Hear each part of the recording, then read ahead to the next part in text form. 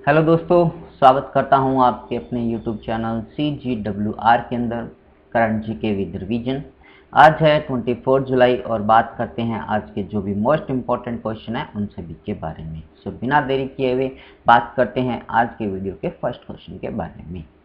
Tokyo Olympic 2020 का उद्घाटन जो है अभी हाल ही में किस देश के अंदर संपन्न हुआ? इसका राइट आंसर होगा जापान कंट्री के अंदर इसका उद्घाटन हुआ है। ये जो खेल है 2020 के अंदर होने थे, लेकिन कोविड-19 की वजह से इनको पोस्टपोन कर दिया गया और अब जो है ये 23 जुलाई से स्टार्ट हुए हैं। यहाँ पर इसका उद्घाटन हुआ और 8 अगस्त तक इन गेमों का जो आयोजन है वो किया जाएगा।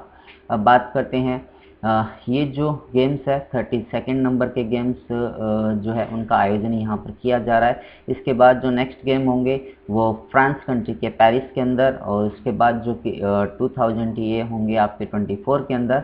उसके बाद 28 का जो गेम्स होंगे वो आपके यूएस के सैन फ्रांसिस्को के अंदर होंगे। और अभी कुछ समय पहले घोषणा की गई थी कि जो 29 जो 32, 34, 33, 34 और 35 नंबर का जो ओलंपिक गेम्स होंगे वो ऑस्ट्रेलिया के ब्रिस्बेन के अंदर इसका आयोजन जो है वो किया जाएगा, जो कि 2032 के अंदर किया जाएगा।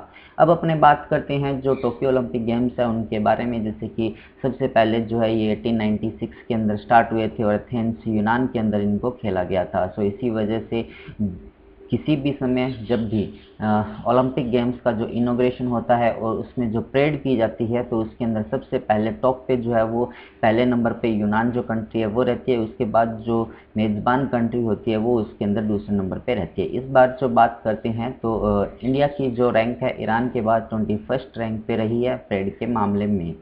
फिर बात करते हैं जो अभी तक पोस्टपोन की बात करते हैं तो ओलंपिक गेम्स पूरे इतिहास के अंदर कहा जाता है कि 3 बार अभी तक कैंसिल हो चुके हैं। जैसे कि वर्ल्ड वार के टाइम 1961 के अंदर जब फर्स्ट वर्ल्ड वार हुआ था, और इसी तरह से आपके बात करते हैं सेकंड जब वर्ल्ड वार हुआ था तो 1940 और 1944 का ये जो तीनों ओलंपिक गेम्स से इनको वहाँ पर कैंसिल कर दिया गया।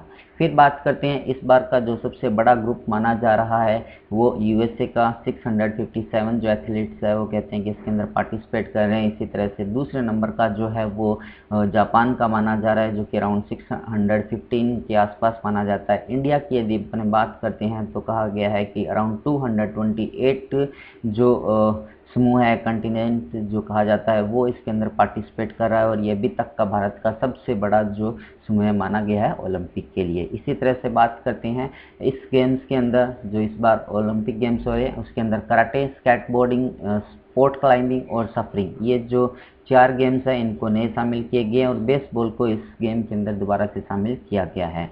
अब फ्लैग बैरियर की बात करते हैं तो मैरी कॉम और मनप्रीत सिंह इसके अंदर फ्लैग बैरियर रहे थे। और बात करते हैं इस बार जो इंडियन ओलंपिक एसोसिएशन 2020 के लिए टोक्यो ओलंपिक के लिए जो अडानी ग्रुप है वो इसको स्पॉन्सर कर रहा है। ये कुछ फैक्ट्स थे भारत और ओलंपिक के बारे में और कुछ अन्य फैक्ट विश्व के बारे में, जो कि आपके मोस्ट इम्पॉर्टेंट क्वेश्चन रहेंगे एग्जाम के व्यू से। अब बात करते हैं अपने नेक्स्ट क्वेश्चन के बारे में। किस फाउंडेशन ने कवच प्रोजेक्ट जो है अभी हाल ही में लॉन्च किया है? इसका राइट आंसर होगा एनएससी फाउंडेशन ने यूनिसेफ और नीति आयोग के साथ मिलकर बेसिकली ये जो कवच प्रोग्राम है वो लॉन्च किया है। अब बात करते हैं सबसे पहले कवच जो है बेसिकली इसके फुल फॉर्म की। सी फॉर कोविड-19, A for and, V for vaccine और A for assistance, C for campaign for health.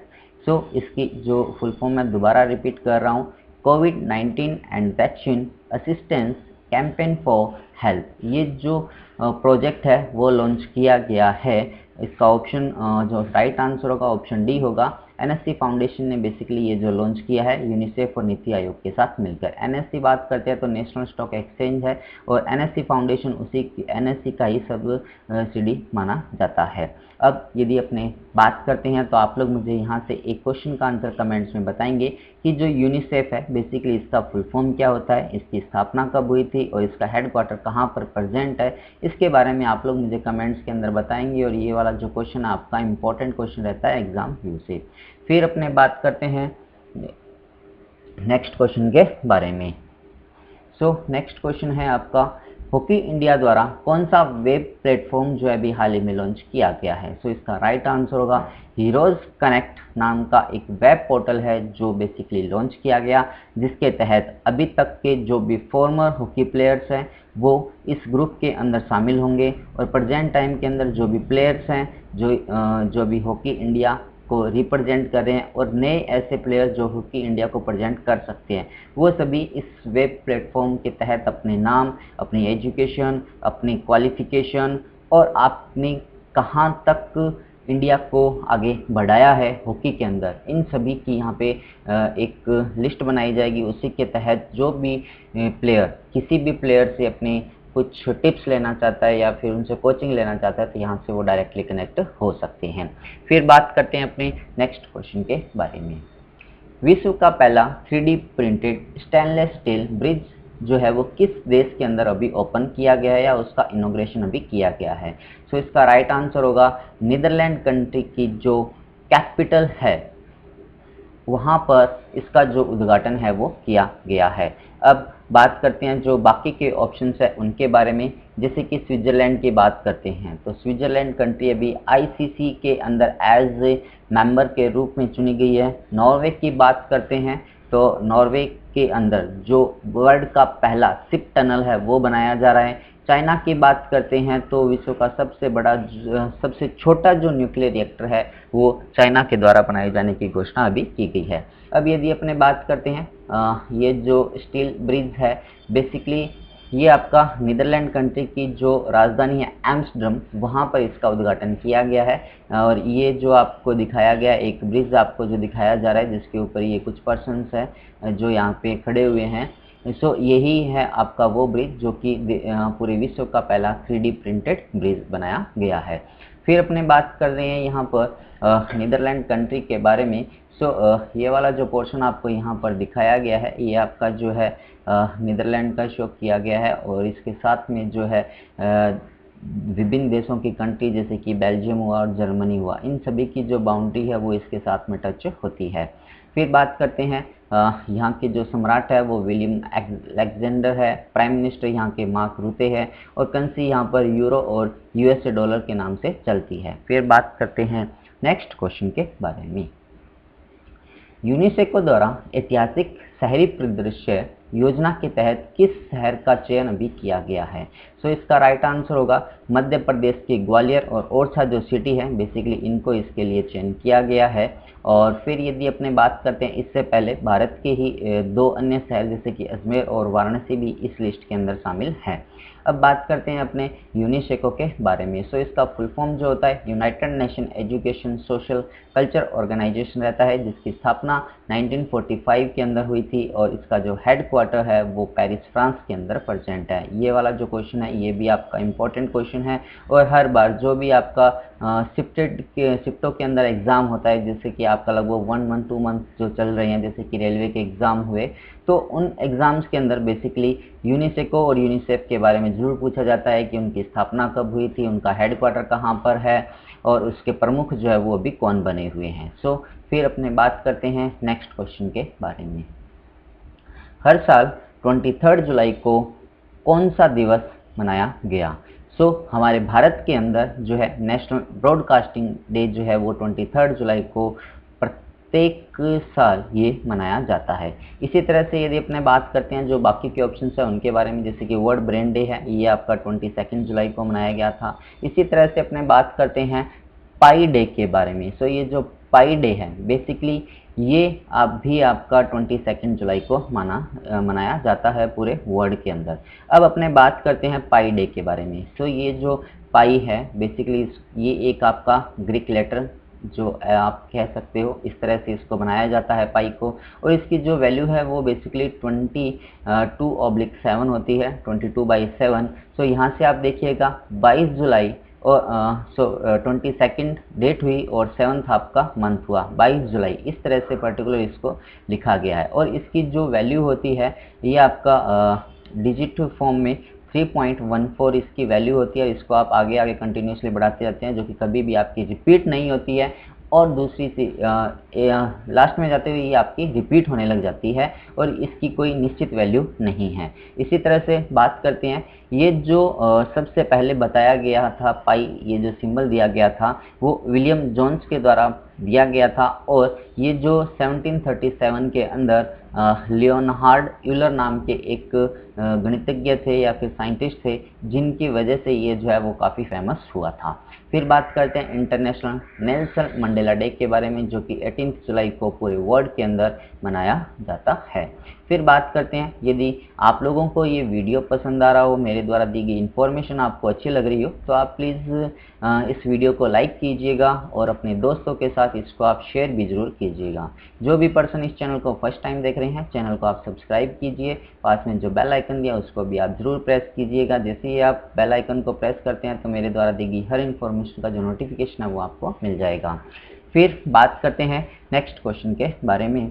The stranger in the mirror जो पुस्तक अभी लिखी गई है वो किसके द्वारा लिखी गई है? तो इसका राइट आंसर होगा ऑप्शन बी, राकेश मेहरा, ओम प्रकाश मेहरा के द्वारा बेसिकली ये जो पुस्तक है वो लिखी गई है।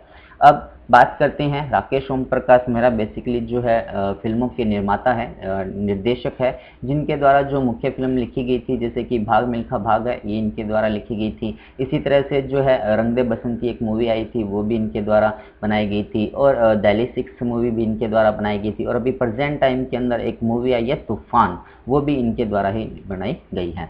फिर अपने बात करें जो बाकी के ऑप्शंस दिए गए हैं उनके बारे में, जैसे कि कांति बाजपेयी की बात करते हैं तो इनके द्वारा India versus China why they are not friends नाम से एक पुस्तक लिखी गई है। इसी तरह से अपने बात करते हैं विमल जालान के बारे में, तो द इंडियन स्टोरी जो है पुस्तक वो लिखी गई, जो कि भारत के 20 नंबर के RBI के गवर्नर थे। इसी तरह से बात करते हैं डॉक्टर अशोक पनगड़िया, जो कि राजस्थान जयपुर के रहने वाले एक फेमस न्यूरोसर्जनलिस्ट थे और अभी इनकी कोविड-19 की वजह से मृत्यु हो गई और ये पद्मश्री अवार्ड से भी सम्मानित थे। इनके द्वारा मॉन्क इन ए मर्क नाम की जो पुस्तक है, इनकी मृत्यु के उपरांत उसका विमोचन किया गया था। फिर बात करते हैं नेक्स्ट क्वेश्चन के बारे में। ऑल इंडिया फुटबॉल फेडरेशन द्वारा 2020-21 के लिए फुटबॉलर ऑफ द ईयर के रूप में अभी हाल ही में किसे चुना गया है? सो इसका राइट आंसर होगा ऑप्शन डी। कल के एक जो वीडियो था उसके अंदर भी अपनों ने यही क्वेश्चन लिया था, लेकिन वहाँ पर एक मिस्टेक हुआ था कि जो मेंस की कैटेगरी थी उसकी अपनों ने बात नहीं की थी। सो इसी वजह से ये क्वेश्चन मुझे दोबारा लेना पड़ा। सो अपने बात कर रहे हैं मेंस कैटेगरी की।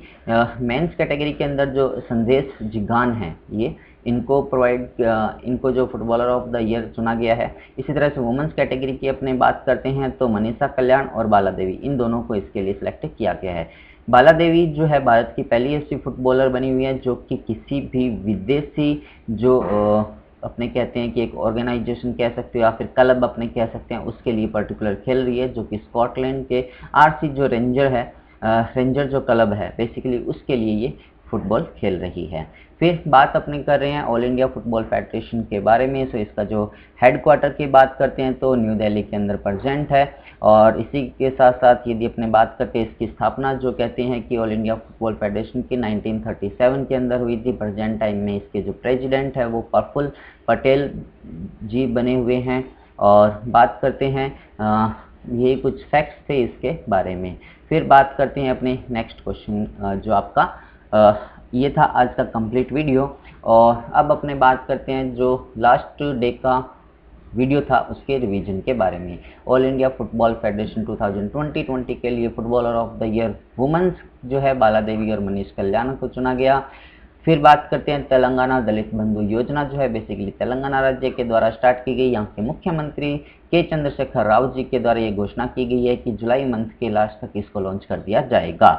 फिर बात करते हैं आकाश मिसाइल, जो कि इस तरह से हवा में मार करने वाली मिसाइल है। इसका जो परीक्षण है अभी सफलतापूर्वक परीक्षण DRDO के द्वारा किया गया। DRDO के बारे में आप लोग मुझे कमेंट्स के अंदर बताएंगे कि इसकी स्थापना कब हुई थी, इसका फुल फॉर्म क्या है, प्रेजेंट टाइम में इसके चेयरमैन कौन है। इसका आंसर आप लोग मुझे कमेंट्स में बताएंगे तो आपका जो नाम है विद फोटो नेक्स्ट वीडियो के अंदर अपने यूट्यूब पे पब्लिश किया जाएगा। फिर बात करते हैं राष्ट्रीय रजत स्कोच पुरस्कार जो अभी हाल ही में किस जिले को मिला है। सो ये असम राज्य के कैशर जो डिस्ट्रिक्ट है उसको बेसिकली मिला है, और इनको ये जो पुरस्कार है वो जो अपने न्यूट्रिएंट्स होते हैं उसके ऊपर खुद निर्भर ये हो चुके हैं, इसी वजह से इनको ये अवार्ड जो है वो मिला है। इसी तरह से बात करते हैं मटेरियल साइंस के लिए टॉप 50 इंस्टीट्यूट्स के अंदर कौन सा भारतीय इंस्टीट्यूट अभी आया है। सो इसका राइट आंसर होगा Jawaharlal Nehru centre advance scientific research जो बेंगलुरु कर्नाटका के अंदर प्रेजेंट है उसको रखा गया है। फिर बात करते हैं चाइना कंट्री के द्वारा दुनिया की सबसे तेज़ जो ट्रेन है वो अभी बनाई गई है, जिसकी स्पीड जो है वो अराउंड 600 किलोमीटर पर हार इसकी स्पीड जो है वो मेज़र की गई है। इसी तरह से बात करते हैं भारत का पहला जो हाई कोर्ट बना है, गुजरात हाई कोर्ट बना है, जो कि अपने अंदर हो रही जो भी कार्रवाई है उसका लाइव प्रसारण वो यूट्यूब पर या फिर किसी भी चैनल पर करेंगे। कैडेट वर्ल्ड चैंपियन 2021 जो है अभी हाल ही अमन गुलिया और सागर जो है वो बने हैं, जो कि अपनी अपनी कैटेगरी, जैसे कि अमन गुलिया 48 की और जो सागर है वो 80 किलो वेट की कैटेगरी के अंदर जो ये गोल्ड मेडल इनके द्वारा जीता गया है, और इसी के साथ इनकी उपाधि कैडेट वर्ल्ड चैंपियन इन्होंने जीत लिया है। सो ये था आज का कंप्लीट वीडियो। यहाँ पर आपको आज के जो भी क्वेश्चंस हैं उनके आंसर शो किए गए हैं। फोटो ऑफ द कैंडिडेट की जगह आप अपना फोटो यहाँ पर देख सकते हैं। At the last, thanks for watching. Thank you so much. Have a nice day. Goodbye.